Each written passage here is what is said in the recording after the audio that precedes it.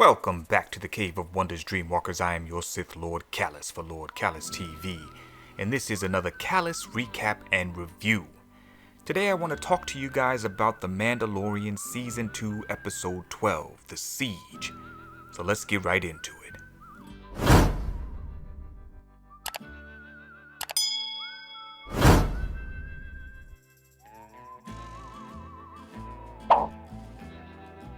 The Mandalorian has given us some great Star Wars content so far this season.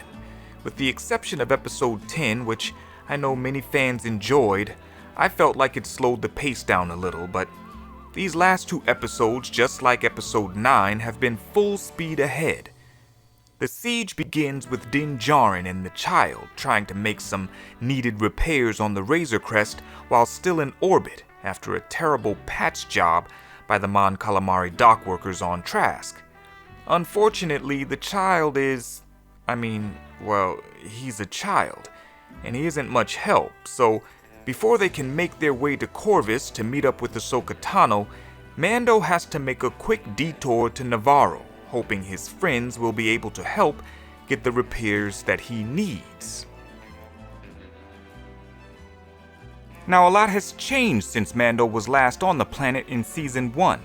The Imperial presence seems to have been eradicated.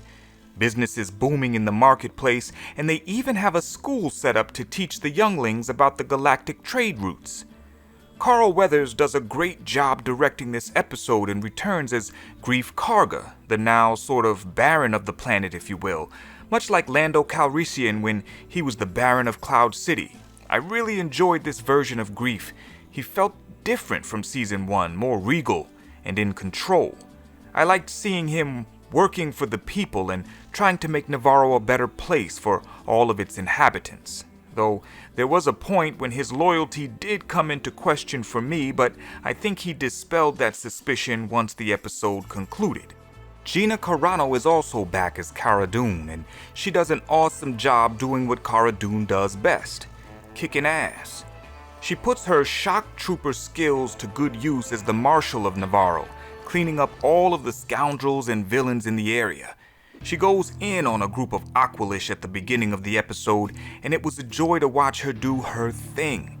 I haven't liked the Aqualish since Ponda Baba in A New Hope, so good riddance. This episode also brings back the Mythrol from Season 1, Episode 1, played by Horatio Sanz, that's his name. He offers the comic relief, but I'm also a little suspicious of him as well. I don't trust that he won't turn on any of our heroes if the money is right, or simply because his life depends on it. And I guess I can't really blame him. He is serving a double life sentence for his betrayal to Greef, so really, what does he have to lose? So now Greef puts his best mechanics on the job, fixing the Razor Crest, while he, Mando, and Cara Dune attempt to lay siege on the last remaining Imperial base on the planet. They believe it to be manned by a skeleton crew and expect the job to get done fairly easily. Of course, that's not the case, but the group still deals with the stormtroopers that are occupying the base quite effectively. As the group works to destroy the Imperial base from the inside, they learn that it is actually a laboratory where subjects are being infused with the child's blood with the intention of harvesting Force sensitives. We see a communication between Dr. Pershing from the first season and Moff Gideon, and it's during this one-sided conversation that the question from the first season, why the interest in Baby Yoda, is answered. The Empire is attempting to transfuse the child's blood into a host body with the hopes that it will give the volunteer Force abilities. So far, the experiments have been unsuccessful. And as we come to the end of the episode, the fight scenes with the stormtroopers are well executed. The chase scenes with the scout troopers and the TIE fighters are visually stunning, but it's the mystery behind the exact purpose of this laboratory that is most intriguing. Could we simply be looking at a tie-in with the sequel trilogy? The failed experiments in the tanks bear a striking resemblance to Snoke's failed bodies in The Rise of Palpatine. Or are we looking at a bridge to the EU and the Dark Troopers? In the lore, we have Dark Troopers introduced on two separate occasions.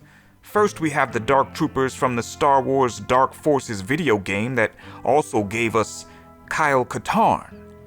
These troopers were more hybrid cyborgs than droids, as their DNA was spliced with clone troopers.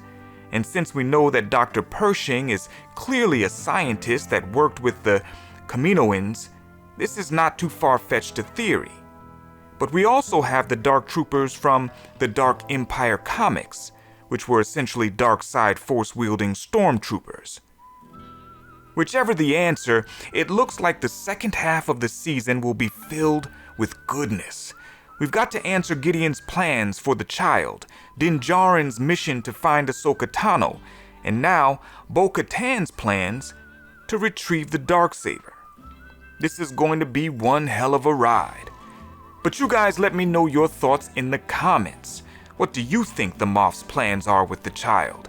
Will Ahsoka be willing to take Baby Yoda from Mando? Will Mando be joining Bo-Katan on her mission to restore Mandalore? And if you're new here to the channel, don't forget to subscribe, hit that like button. And you can also support the channel through memberships by joining the Dreamwalker Clan of the Sith. I'd like to thank my channel members John Matrix, Rhodes Rants, Biggles Metz, and Callisto Arcus. Thank you so much for your support. Hey, listen, I do what I love. I hope you love what I do. This has been a Callous Recap and Review. Until next time.